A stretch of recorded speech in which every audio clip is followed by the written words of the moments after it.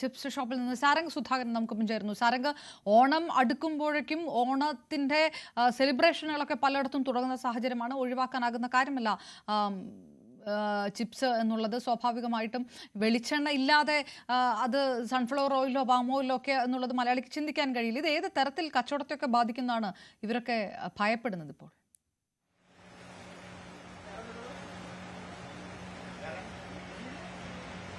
തീർച്ചയായും പറഞ്ഞ ഇത്തരത്തിലൊരു സാഹചര്യം നമ്മൾ ഇപ്പോൾ ഓണം അടുത്തുകൊണ്ടിരിക്കുകയാണ്. ഓണത്തിലൊക്കെ സദ്യയിൽ ഉപയോഗിക്കുന്ന ചിപ്സ് വളരെ കുറഞ്ഞ രീതിയിലാണ് അളവിലാണെങ്കിൽ പോലും ചിപ്സ് എല്ലാം നമുക്ക് വളരെ അത്യാവശ്യം സദ്യയിൽ ഉൾപ്പെടുത്തുന്ന ഘടകമാണ്. അതിപ്പോൾ ഈ വെളിച്ചെണ്ണയുടെ വിലക്കയറ്റം ഈ ഒരു ചിപ്സ് മേഖലയെയും സാരമായി ബാധിച്ചു എന്നാണ് നമുക്ക് ഇവിടെ നിന്ന് മനസ്സിലാക്കുന്നത്. അതായത് 400-നടുത്തായിരുന്നു ഈ ഒരു വെളിച്ചെണ്ണയുടെ വിലക്കയറ്റം ആരംഭിക്കുന്ന സമയത്ത് ചിപ്സിന്റെ വില. അതിപ്പോൾ 480 ഇപ്പോൾ നിലവിൽ ചിപ്സിന്റെ വിലയായി എത്തി നിൽക്കുന്നത്. അതായത് ശുദ്ധമായ വെളിച്ചെണ്ണയിൽ തയ്യാറാക്കുന്ന ചിപ്സിന്റെ കാഴ്ചയാണ് നമ്മളിപ്പോൾ കാണുന്നത്. ഇത്തരത്തിലൊരു ചിപ്സ് ഒരു ദിവസം ഇവർ ഉപയോഗിക്കുന്നത് 30 ലിറ്ററിലധികം വെളിച്ചെണ്ണയാണ്. അപ്പോൾ നമുക്കറിയാം ഇതിന്റെ ചിലവ് എത്രത്തോളം വരും. അപ്പോൾ ഇതിന്റെ ഭാരം മുഴുവൻ കസ്റ്റമേഴ്സിന്, അതായത് ഉപഭോക്താവിന്റെ തോളിലേക്ക് വെക്കുന്ന തരത്തിലേക്ക് കാര്യങ്ങൾ നീങ്ങുകയാണെന്നുണ്ടെങ്കിൽ ചിപ്സിന്റെയും മറ്റ് ഇത്തരത്തിലുള്ള പലഹാരങ്ങളുടെ എല്ലാം വില വർദ്ധിക്കാനുള്ള സാഹചര്യമുണ്ട്. വില വർദ്ധിച്ചു കഴിഞ്ഞു എന്നാണ് നമുക്ക് മനസ്സിലാക്കാൻ കഴിയുന്നത്.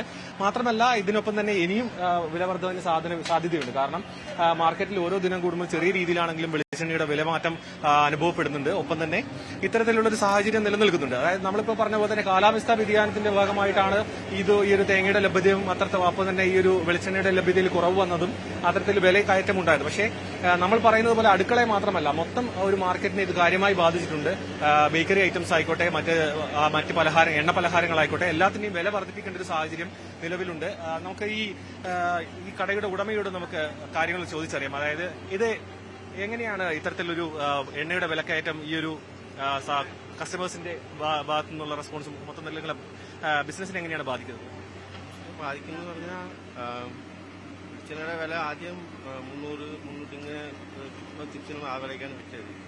ഇപ്പം 400, 440 വില കൂടുതലായതുകൊണ്ട് ചിപ്സ് നമുക്ക് കച്ചവടങ്ങൾ ബാധിക്കുന്നുണ്ട്.